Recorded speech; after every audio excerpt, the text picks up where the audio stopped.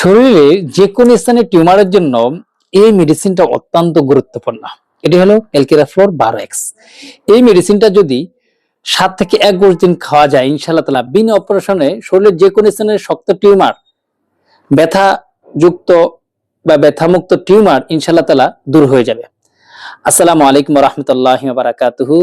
প্রিয় বন্ধুরা, আশা করি আল্লাহর রহমতে ভালো আছেন, সুস্থ আছেন। আরোগ্যখানার পক্ষ থেকে আপনাদের সকলকে শুভেচ্ছা ও স্বাগতম। ডাক্তার মোহাম্মদ আলী হোসেন বলছি। তো প্রিয় বন্ধুরা, টিউমারের জন্য আপনারা অনেকে অনেক ধরনের ওষুধ খেয়েছেন। বর্তমানে দেখা যাচ্ছে টিউমার অনেক বড় হয়ে গেছে।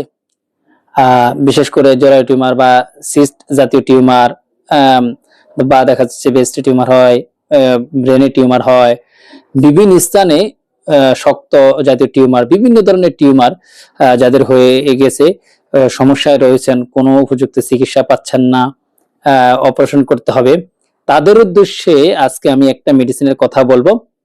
এই মেডিসিনটা যদি আপনারা 7 থেকে 21 দিন খেতে পারেন, ইনশাআল্লাহ তাআলা যে কোনো ধরনের শক্ত টিউমার দ্রুত নিরাময় হবে। এই মেডিসিনটা হলো ক্যালকেরাফ্লোর 12x মেডিসিনটা।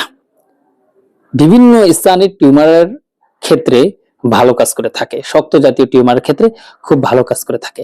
ক্যালকেরাফ্লোর 12x এই মেডিসিনটা যদি 21 দিন খাওয়া যায়, তাহলে আস্তে আস্তে দূর হয়ে যাবে। তবে সময় লাগবে, একটু সময় লাগবে, ধীরে ধীরে সারবে।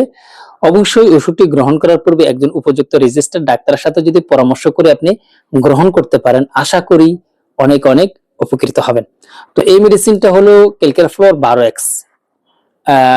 প্রাপ্ত বয়স্কদের অবশ্যই সকালে 4টি, দুপুরে 4টি এবং রাত্রেবেলা 4টি করে একটু উষ্ণ গরম পানি যদি হয় তার সাথে মিক্স করে আপনারা খেতে পারেন। আর বাচ্চাদের ক্ষেত্রে অবশ্যই সকালে 2টি, দুপুরে 2টি এবং রাত্রেবেলায় খাওয়ার পরে গ্রহণ করবেন।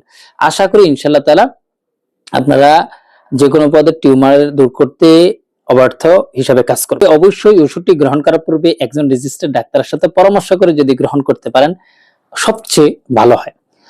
অবশ্যই ওষুধটি গ্রহণ করার পূর্বে চাইলে আমার উক্ত নাম্বারে যোগাযোগ করে আপনি ওষুধটি গ্রহণ করতে পারেন, সংগ্রহ করতে পারেন।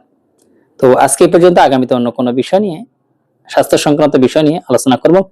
আল্লাহ হাফেজ।